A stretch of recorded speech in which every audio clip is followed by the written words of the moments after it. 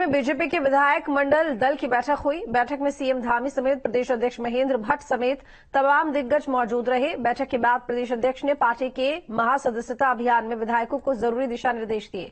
भट्ट ने कहा कि सभी विधायकों को उनकी विधानसभा में 51% मत को सदस्य बनाने का लक्ष्य दिया गया है।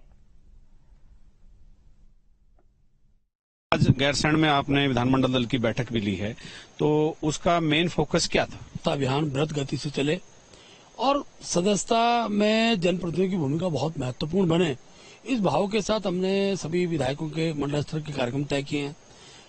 1 तारीख को बूथ पर रहकर प्रधानमंत्री जी को जो सदस्य बनाने का जो कार्यक्रम चलेगा, कि माननीय राष्ट्राध्यक्ष जी, माननीय प्रधानमंत्री सदस्य उसको अपने सब कार्यकर्ताओं को दिखाएं और 1 तारीख को ही हम बूथ स्तर पर अपनी सदस्यता को प्रारंभ करेंगे। और ये अभियान कब से चलेगा और कब शुरू होगा? देखिए, अभियान मुख्य रूप से 1 तारीख से हमारे 1 सितंबर से माननीय राष्ट्राध्यक्ष जी प्रधानमंत्री सदस्य बनाएंगे। उसके बाद हमारा जो मोबाइल नंबर जिससे मिस कॉल के माध्यम से हम मेंबरशिप करेंगे वो लॉन्च हो जाएगा और उसी दिन हमारा प्रयास है कि उत्तराखंड में 10 लाख से सदस्य हम कम से कम पहले और 2 तारीख तक हम बना दें।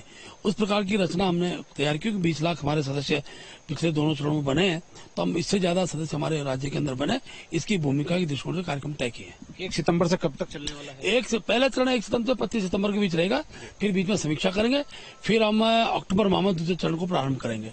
पिछला जो सदस्यता अभियान था उसमें कितने मेंबर बने थे और इस बार टारगेट क्या है? देखिये, हमारा हर 5 साल में सदस्यता का कार्यक्रम चलता है। हमने 2014 के अंदर लगभग 10 लाख 7 हजार समथिंग हमारे सदस्य बने थे और इसी प्रकार 10,600 कुछ सदस्य हमारे इसमें जो 2019 का सदस्य अभियान था उसमें चले थे। लेकिन हमारे हर 5 साल के बाद सदस्यता शून्य हो जाती है और दल लोकतांत्रिक दल है, तो हम प्रयास करते हैं कि जो बीजेपी का सदस्य है उसको दोबारा सदस्य बनना होता है। तो हमने इस अभियान के साथ जो लक्ष्य हमारा रखा, हमने पिछली बार अधिक सदस्य हमारे बने, ये दृष्टिकोण के लक्ष्य के साथ हम आगे बढ़ रहे हैं। आपका तो होम डिस्ट्रिक्ट है, आपकी कर्मस्थली है, गैरसैंण में आप गए थे, काफी चुनौतियां भी हैं, मानसून सत्र ग्रीष्मकालीन राजधानी में होना, थोड़ी दिक्कतें तो हो रही हैं। देखिए, ग्रीष्मकालीन राजधानी की घोषणा हुई है राज्य का गठन के बाद, एक बहुत बड़ी उपलब्धि इस जनपद के लिए है और धीरे धीरे हम ढांचागत व्यवस्थाएं दुरुस्त कर रहे हैं।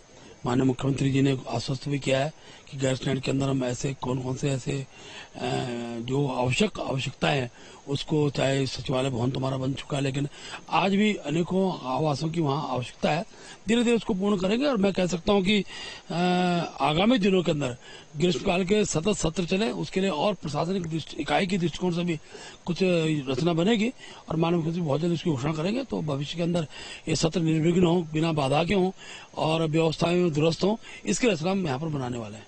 लेकिन 17 महीने बाद सरकार यहाँ पहुंची है। मैं इस बात को स्वीकार करता हूँ कि परिस्थितियों दिनों सबकी इच्छा रहती है कि सत्र यहाँ पर हो, ग्रीष्मकालीन राजधानी का विषय था, लेकिन यात्रा काल में जिस प्रकार से यात्रा एक बड़ी है तो वो व्यवस्था बनाने में थोड़ी दिक्कतें आ रही थी। लेकिन अभी क्योंकि इसके लिए पूरा तंत्र बनाने की बात पर माननीय मुख्यमंत्री सहमति दी है, क्योंकि जिससे यात्रा भी प्रभावित ना हो और हमारे सत्र जो ग्रीष्मकालीन सत्र यहाँ पर होने हैं उन सत्रों को निर्विघ्न कर सके, भविष्य में इसकी सब प्रकार की योजना सरकार बनाएगी। विपक्ष कह रहा है कि समय बहुत कम दिया है सरकार ने, मांग कर रहे थे लंबा सत्र चलना चाहिए इस समय।